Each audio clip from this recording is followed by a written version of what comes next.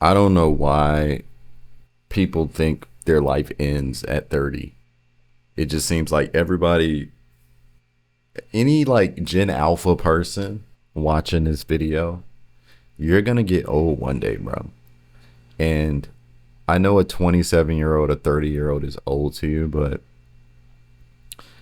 your life don't start until like 30 if you really think about it.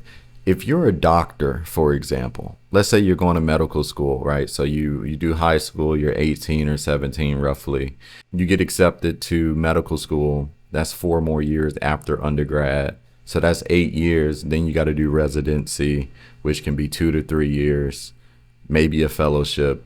So you're looking at like 10 to 12 years of school, and you're still not really making doctor money.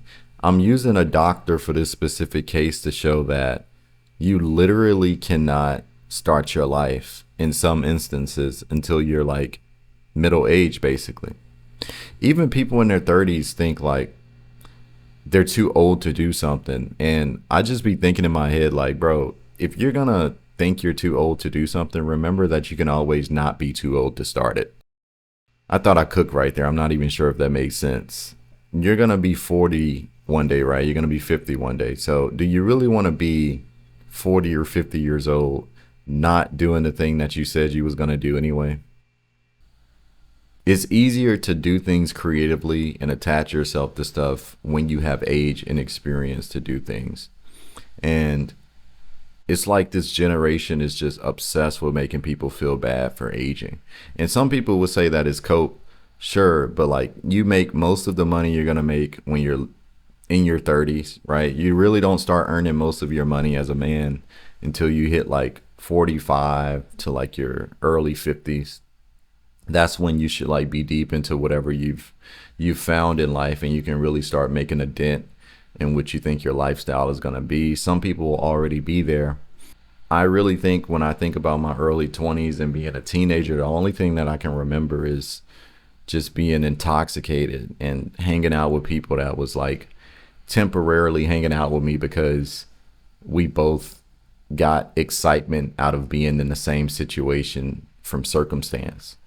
And I'm going to say this again. Memories create institutions for us. These institutions serve as apparatuses that create desire.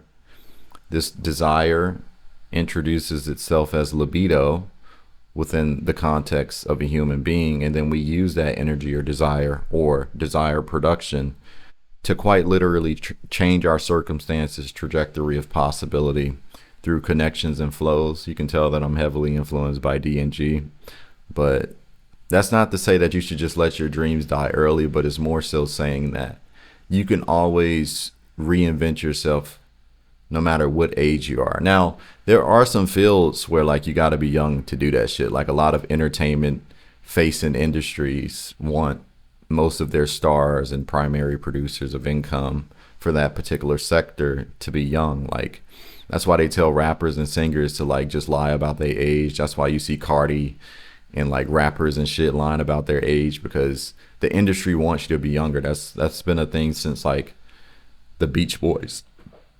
I think also people are scared of aging because deep down inside they know that they haven't really lived enough life, or they think that all of the life they're going to live, all of the life that they have to live is going to peak at a certain point. So they're like, oh damn, after this age I'm basically cooked. Like I can't do anything I wanted to do anymore because it's just not cool to live past this point, because all of the experiences represented within popular media says that every experience has to be had at this particular point of time.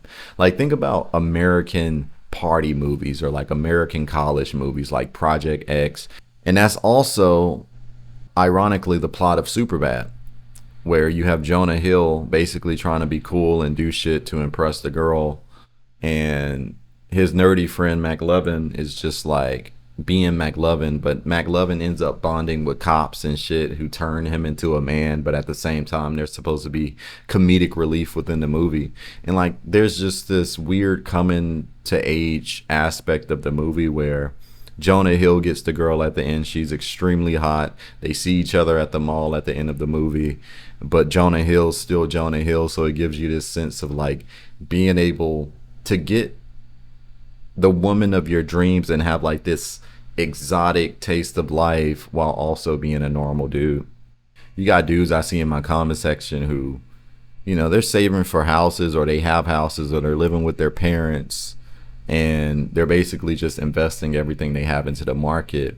And I think what we're going to see is a class of Gen Zers that rise out of nowhere, and they become new money because they took the steps that they needed to take to get to a certain point in life without necessarily worrying about what's posh or trendy to appear as at their particular age for a particular point of time. And that's what I fear the most, which is like becoming a novelty. Because like, bro, who the wants to be a novelty? Why would you want to exist in a certain point of time just to be popular at that particular point of time? I find things more cool if they're timeless.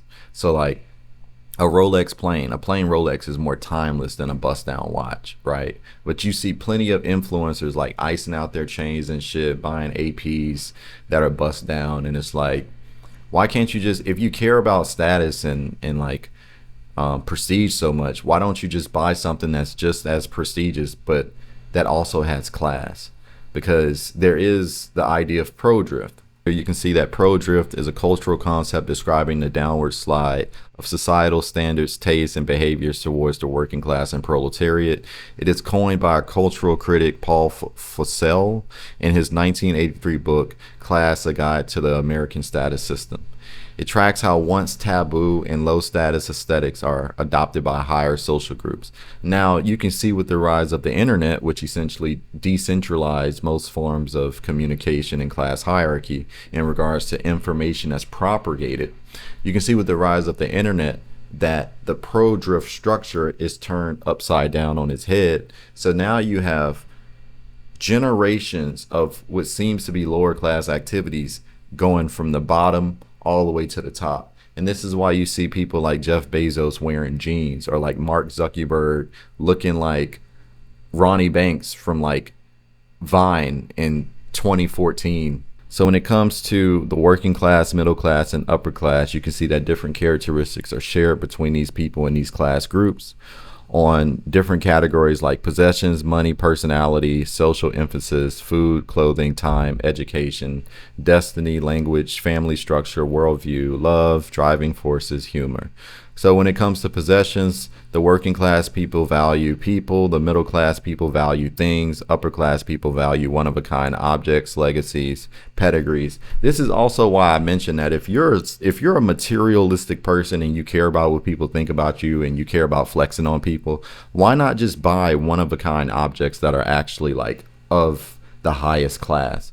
This is why DDG was mad when like AP made a more consumable version of the watch for people who want to afford an AP, but it was colored. So this kind of goes into the idea of there being scarcity, and what seems to be scarce, what seems to be more attached to something not having a utility for actually being a productive force of labor. That type of element within our current economic structure seems to be more valuable than other things. You also see that when it comes to money, the working class see it to be used and spent, the middle class see it to be managed, the upper class see it to be conserved or invested. You can also see that when it comes to the personality of these specific types of classes, you see that the working class more so associates themselves with entertainment. Sense of humor is highly valued. The middle class is associated with acquisition and stability. Achievement is highly valued.